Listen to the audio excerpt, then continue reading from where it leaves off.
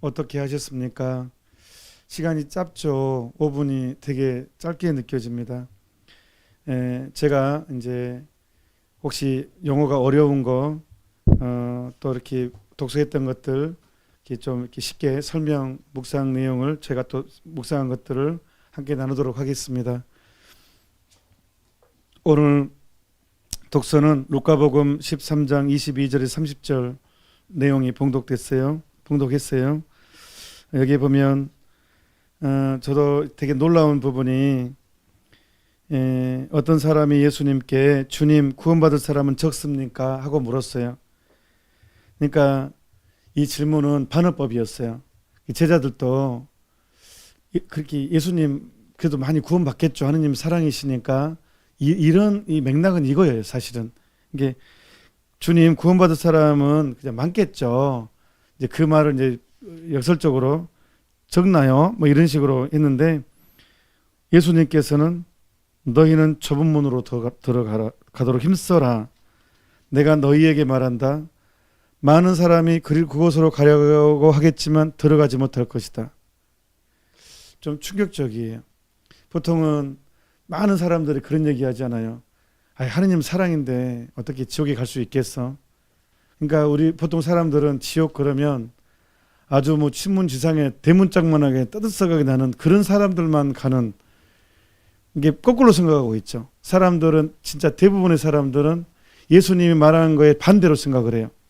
지옥은 아주 대역죄인만 가는, 그리고 하느님은 사랑이시니까 어떻게 또 지옥이 있겠어? 이런 느낌. 그래서 웬만하면 다 천국 그냥 가는 걸로 이렇게 또 받아들이죠. 근데 놀랍게도 예수님의 대답은 좁은 문으로 가라는 게 분명합니다.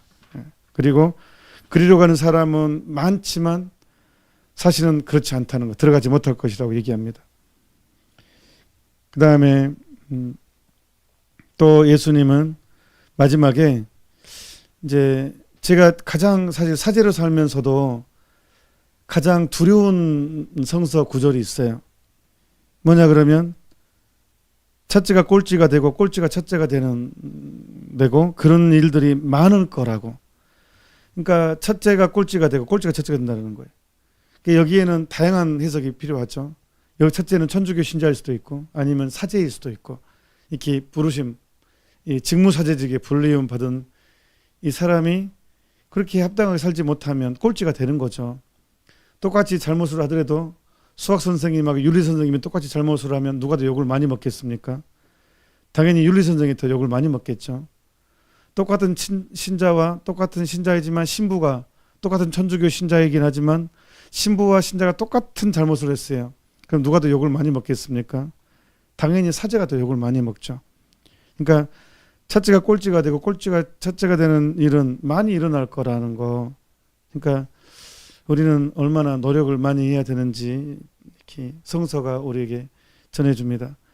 마태복음 6장 24절은 아무도 두 주인을 섬길 수 없다라는 건데, 그러니까 쉽게 말하면 돈이냐 나냐, 재물과 하느님과 재물을 함께 섬길 수 없다. 유럽 속담에 돈 앞에서는 하느님도 없다라는 말이 있거든요. 그러니까 악마는 호주머니를 통해서 들어오고, 이게 이 재물이 많은 사람이 돈 있는 것 자체가 죄는 아닌데 탐욕 때문에 죄가 되는 것 같아요. 이 움켜쥐는 이 탐욕. 그래서 재물을 사랑하는 마음에는 하느님을 사랑하는 마음이 없다는 거. 저는 이 부분이 진짜로 중요한 것 같아요.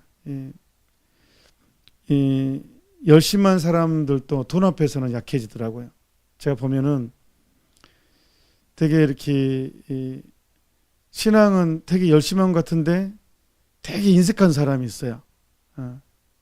결국은 재물과 하느님은 함께 생길 수 없다는 것은 오늘 우리가 양 진영에 내가 어느 쪽 진영에 있는지를 성찰하도록 이렇게 초대해 줍니다. 또한 에페소서 6장 12절에서 18절의 내용입니다. 자, 여기 되게 영적인 내용이에요. 우리의 전투 상대는, 여기 전투라는 말이 나왔어요. 신앙생활은 영적인 전쟁입니다. 끊임없는 전쟁입니다. 아주 치열한 전쟁이라고 전제를 해요. 되게 영적인 내용이죠. 에베소서가. 그래서 우리의 영적인 전투는 인간이 아니라 악마가 등장합니다. 권세와 세력, 권력들과, 그러니까 권세와 권력들과, 그러니까 이 세상의 권력, 권세와 어두운 세계의 지배자들과 하늘에 있는 악령들. 여기서 하늘에 있는 악령들, 왜 하늘에 있는 악령들이라는 것은 이제 돌아다니는 악령들이라는 거예요. 그러니까 악마는 으르렁대는 사자처럼 먹이를 찾아 돌아다닌다는 표현입니다. 이것이 하늘에 있는 악령들이라는 것은 베드로일서에 나오죠. 악마는 으르렁대는 사자처럼 먹이를 찾아 다닌다고. 그러므로 악한 날에 그들에게 대항할 수 있도록, 그리고 모든 채비를 마치고서 그들에게 맞설 수 있도록 하느님의 무기로 완전 무장을 하십시오. 하느님의 무기가 뭘까? 저도 이거 고민을 많이 했거든요. 하느님이 주신 무기, 우리가 전쟁에 나가면 칼이 있고 방패가 있잖아요. 그래서 저는 성모님께서 스테파노 고피 신부님께서 하신 말씀, 그 다음에 성인 성녀들의 증언을 보면 하느님의 무기, 그러면 이제 악마들이 제일 싫어하는 게, 이게 상대방 전쟁할 때 상대방 무기가 가장 살상을 많이 당하게 하면 그 무기를 제일 싫어하잖아요. 그래서 악마들이 제일 싫어하는 게 뭘까? 그거는 넘버 원이 묵주기도죠. 묵주기도. 예. 왜냐하면 몽포르도 이 책의 내용을 보면, 성모님께 대한 참된 신심과 마리아의 비밀에서 보면 마귀들은 예수님보다 성모님을 더 무서워한대요. 오해하지 마십시오. 예수님은 하느님이시죠. 사람이면서 하느님이시오, 사람이셔요. 메시아셔요. 성모님은 사람이에요. 피조물이에요. 그러니까 비교가 될 수 없죠. 이제 그걸로 따지면. 근데 왜 악마들은 악마들은 예수님보다 성모님을 더 무서워하느냐? 이유가 있어요. 능력 때문이 아니라 수치심 때문에 그래요. 수치심 때문에. 그러니까 쉽게 말하면 이건 몽포르도크 성인의 주장이에요. 왜냐? 만약에 예를 들면 우리나라 축구가 이제 국가대표 이제 대항전을 하잖아요. 옛날에는 축구가 참 인기가 많았죠. 국가대표 대항전을 하면 만약에 세계, 옛날에는 뭐 프랑스도 1위였고 뭐 브라질 이런 나라랑 뭐 독일 이런 나라랑 싸워서 이제 지잖아요. 그러면 언론에서 별로 야단 안 쳐요. 뭐라 하지 않아요. 왜? 1등하고 싸웠으니까. 워낙 잘한 팀하고 졌기 때문에 자존심이 별로 안 상해요. 그래 잘했다고 박수 쳐줍니다. 그래도. 그런데 우리보다 훨씬 못한 일본한테 졌다. 난리가 나죠. 뭐 훨씬 못한, 근데 동남아 쪽이 좀 축구 약하니까 뭐 베트남이나 뭐 태국 이런 나라한테 졌다. 그러면 이제 언론에서 난리가 납니다. 그것도 축구라고 하냐? 뭐 집어쳐라. 그냥 내가 차라리 하는 거 나을 것 같다 하면서 아주 요 말 저 말 다 하고 난리가 나죠. 자존심 상해가지고. 그만큼 수치심이 더 큰 거예요. 우리보다 훨씬 못한다고 하는 팀한테 치면 상처가 더 깊습니다. 마찬가지로 오늘 천주의 멋진 성모 마리아 대축일이에요. 제가 간원 때 이제 언급했잖아요. 왜 성모님은 마귀의 머리를 받고 있어요. 겸손 때문에. 겸한의 반대는 겸손이잖아요. 그러니까 그렇게 섭리가 돼 있어요. 그래서 천주의 성모 마리아님, 이게 이제 이미 게임 끝났다는 뜻이에요. 전쟁에서, 영적인 전쟁에서. 그러니까 이 묵주기도는 하느님의 겸손과 성모님의 겸손이 합쳐진 기도잖아요. 세상에 인카르나시오, 세상에 하느님이 만물의 창조주께서 인간의 태안에 들어왔어요. 그래서 태중의 아들 예수님 또한 복되시도다 할 때 이 기도를 마귀들은 견딜 수가 없어 해요. 그 다음에 천주의 성모 마리아님, 하느님의 어머니 마리아님은 뜻이잖아요. 그러니까 마귀가 차지하려는 자리 인간이 차지했잖아요. 성모님의 겸손으로. 그렇기 때문에 이 묵주기도는 성모성 한 번도 마귀한테는 강력한 망치가 됩니다. 그러니까 이것을 묵주기도는 53번 반복해 버리는 거잖아요. 그것도 여러 명이서 해버리면 이건 더 미치는 거예요. 그래서 스테파노 고피 신부님을 통해 성모님은 또 구체적으로 얘기해 주죠. 악마를 묶어버리는 사설이라고. 악마의 활동도 제한해버리고, 또한 피레침이라고. 재앙이 내 가족과 내 집안과 나를 내치지 못하게 하는 피뢰침 역할을 한다고, 묵주기도가. 그래서 의심의 여지 없이 하느님의 무기는 묵주기도입니다. 묵주기도입니다.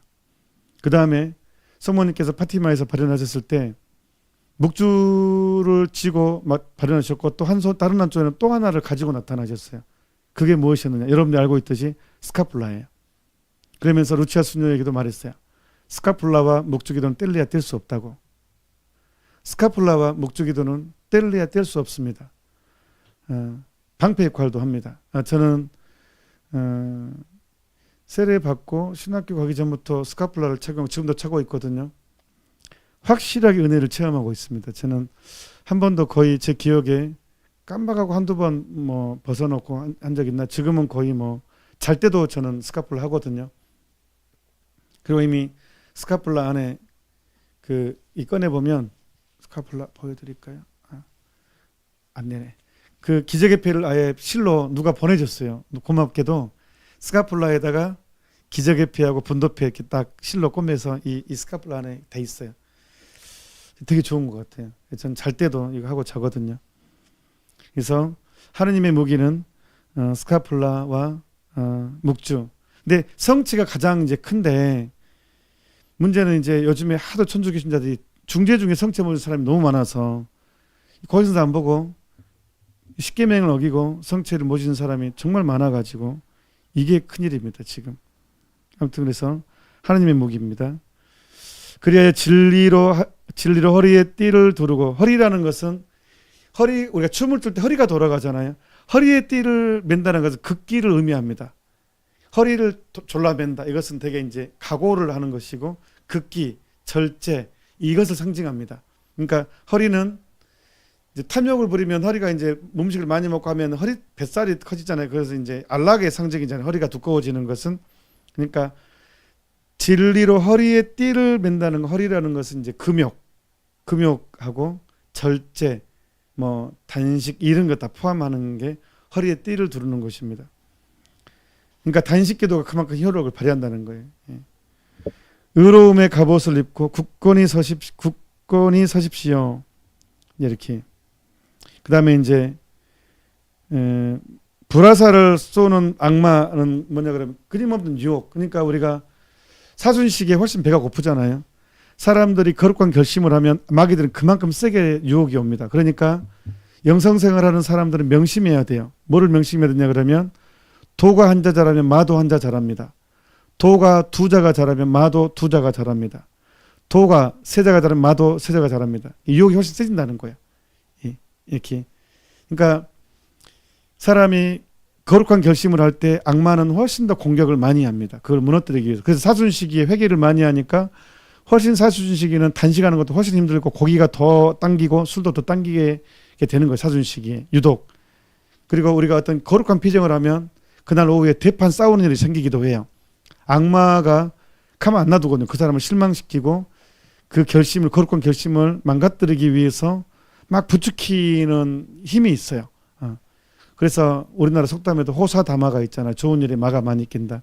그러니까 저는 어떤 일을 할 때 막 힘든 일이 계속하면 이 일이 되게 클 모양이다. 되게 은총이 클 모양이다. 그런 생각도 들게 됩니다.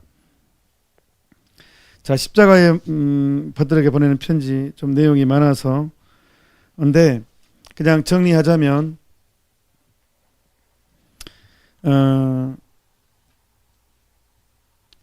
하느님 편에 선 사람들은, 자, 호세아서에 보면 이 신랑과 신부, 아가서도 인간과 하느님의 관계를 신랑과 신부로 표현하죠. 인간과 하느님 관계 신랑과 신부로 표현을 해요. 그러니까 사랑하는 사이라면 내 신랑이 고통을 당하고 있으면 신부도 함께 고통을 당하고 싶어 하죠. 이게 사랑의 특징이죠. 사랑은 그 자체로 사랑하는 대상과 같아지게 합니다. 이게 사랑의 특징입니다. 그러니까 내 신랑이신 예수님이 고통 중에 있으면 당연히 그 신부도 함께하고 싶어 합니다. 자식이 아주 추운 겨울에 군대를 가고 고생을 당하고 있다는 걸 아는 엄마는 보일러를 끄는 엄마가 있습니다. 그게 사랑이죠. 그 고통과 함께하고 싶어 합니다. 이게 사랑의 특징입니다. 그러니까 오늘 십자가의 버들에 보내는 편지 내용들은 계속 그 내용입니다. 예, 그래서 그것들은 이 내용들은 여러분들이 다시 한번 계속 오늘 읽어보시기를 꼭 제가 내일 8시 전까지 한 번 더 꼭 십자가의 벗들은 정독해 주시기를 바랍니다. 그리고 우리가 방송을 하잖아. 2일째 방송하니까 다시 재방송 다시 들으면 돼요. 어디 운전을 할 때나 어떤 일을 할 때 그냥 이걸 틀어놓고 일을 하시면 되겠어요. 그러면 이걸 반복해서 듣게 되는 것이니까 이 강의까지 또 듣게 되신 것이기 때문에 큰 도움이 될 것입니다. 준주성범은 내용은 이겁니다. 많은 사람들이 천국을 탐하지만 노력하지는 않는다라는 거. 곤란을 겪고자 하는 사람은 그 천국을 위해서 곤란을 겪고자 하는 사람들은 적다. 즉 이것은 쉽게 말하면 예수님을 따르기는 따르되 희생하기를 원하지 않는다는 거예요. 예수님을 따르고는 싶어. 하지만 나한테 너무 큰 희생을 요구하지 마. 요즘 이 시대의 문화죠. 그리고 하느님은 사랑인데 괜찮아 이 정도는 괜찮아. 뭐 하느님은 사랑인데 지옥이 어디 있겠어. 이게 이 시대의 문화죠. 그래서 오늘 준주성범은 사람들은 하느님을 따르고자 하지만 결국 너무 큰 희생을 원하지 않는다라는 내용들을 아주 심리적으로 아주 잘 정확하게 꿰뚫어서 표현해 주었습니다. 오늘 이틀째 이제 양진영, 우리는 치열한 전쟁에 뛰어든 것입니다. 그러면 전쟁에 승리하려면 이제 분명한 내 선을 분명하게 해야 됩니다. 양다리를 걸치지 말고 이 전쟁에서 확실한 승리를 하려면 분명한 내 노선을 정해서 그 길을 가야 됩니다. 거기에 이제 하느님의 무기가 우리 전쟁을 해야 되니까 이제 드디어 이제 오늘 이틀째는 구체적으로 하느님의 무기, 묵주기도, 스카플라, 이제 또 제가 또 가다가 또 성수 이야기, 또 기적의 배기도 이제 할 것입니다. 그다음에 성체, 그다음에 칼, 그는 이제 성서, 말씀, 이렇게 우리의 전쟁을 우리가 이기기 위한 것이 이틀째 제시가 됐습니다. 오늘 생활 실천에 이제 그래도 우리가 실천 고치는 게 있어야 되거든요. 그래서 오늘 실천 사항으로는 공동으로는 TV 이제 끊기. 나를 제로 너무 요즘 계속 먹는 얘기, 뭐 맨날 여행 다니는 이 TV를 이제 절제하고 이제 사실 10일 안에는 끊어야 됩니다. 이제 우리가 이걸 오늘 끊기 너무 힘들면 하여튼 세속 12일 동안은 세속을 탈출해요. 그래서 오늘부터는 이제 본격적으로 이제 TV나 쓸데없는 시간, 인터넷에 시간 낭비하는 거, 정결치 못한 그림 보는 거, 이제 이런 것들은 이제 그다음에 세속적인 생각, 탐욕을 부리게 하는 드라마라든가 이것을 이제 정리하는 결심을 각자 했으면 좋겠습니다. 이제 마침 기도 하도록 합시다.